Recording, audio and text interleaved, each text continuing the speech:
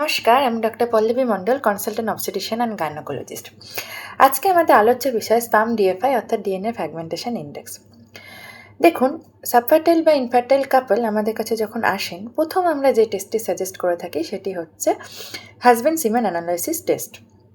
তবে দেখা গেছে 15% ক্ষেত্রে sperm count, motility and morphology সমস্ত প্যারামিটার আপাত দৃষ্টিতে নর্মাল থাকা সত্ত্বেও কনসিভ করতে প্রবলেম হয়, রিকারেন্ট প্রেগনেন্সি লস হয় অথবা রিপিটেড আইভিএফ ফেলিয়ার হচ্ছে।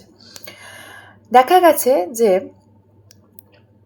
সেক্ষেত্রে মাত্রাতিরিক্ত অক্সিডেটিভ স্ট্রেসের কারণে স্পামে ডিএনএ ইন্টিগ্রিটি লস হয়, ডিএনএ ফ্র্যাগমেন্টেড হয়। এই অ্যাবনর্মাল ডিএনএ যুক্ত স্পাম একটি ডিম্বাণুকে নিষিক্ত করার ক্ষমতা হারায়। এটি একটি স্পেশাল টেস্ট। এই টেস্টের মাধ্যমে আমরা একটি সিমেন স্যাম্পলে ঠিক কত পার্সেন্ট এই অ্যাবনর্মাল ডিএনএ যুক্ত স্পাম রয়েছে সেটাই ক্যালকুলেশন করার চেষ্টা করে থাকি।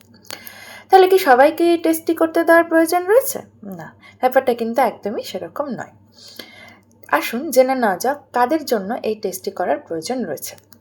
যে ক্ষেত্রে মেল পার্টনারের বয়স 40 বছরের বেশি, মেল পার্টনারের ওজন বেশি অর্থাৎ বিএমআই বেশি, এবং যেখানে মেল পার্টনার দীর্ঘদিন ধরে ধূমপান করছেন অথবা ক্রনিক অ্যালকোহল ইনটেক করছেন বা কোনো ডিজিজের জন্য রেগুলার বেসিসে কোনো মেডিসিন খাচ্ছেন, যার কার্সিনোমা রয়েছে বা ভ্যারিকোসিল রয়েছে, বা যাকে দিনে দীর্ঘক্ষণ সময় অতিরিক্ত হিটের মধ্যে কাজ করতে হয় বা কোলের ওপর ল্যাপটপ রেখে কাজ করতে হচ্ছে, বা যার ক্রনিক ইনফেকশনের হিস্ট্রি রয়েছে, সেক্ষেত্রে কিন্তু আমরা এই টেস্টটি সাজেস্ট করে থাকি। নমস্কার।